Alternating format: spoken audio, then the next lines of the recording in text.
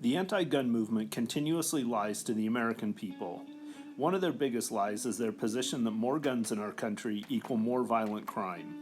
They would like us to believe there is a direct relationship between the numbers of guns in our country and the numbers of violent crimes in our country.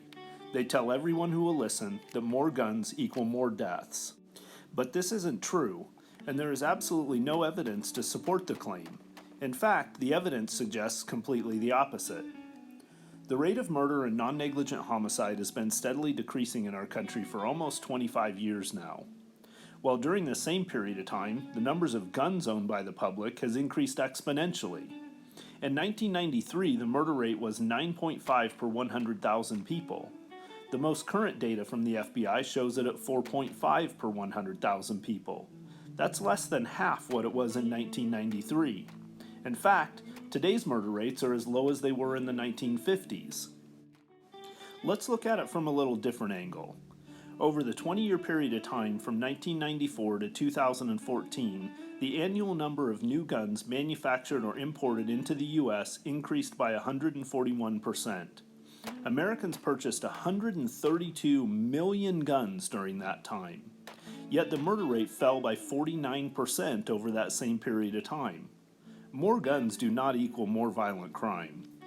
It is estimated today that United States citizens own over 300 million guns. Thanks in large part to an Obama administration constantly threatening more anti-gun legislation, in several recent years, year-over-year gun sales more than doubled. Yet murder rates haven't exponentially increased. In fact, they haven't increased at all in that time. If more guns equal more deaths, shouldn't we be skyrocketing murder rates right now? But we're not. What we are seeing is that many of the cities, states, and even countries with the most restrictive gun laws consistently produce the highest violent crime rates.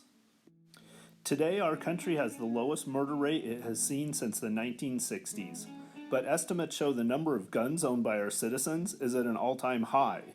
125 million American households contain over 300 million guns.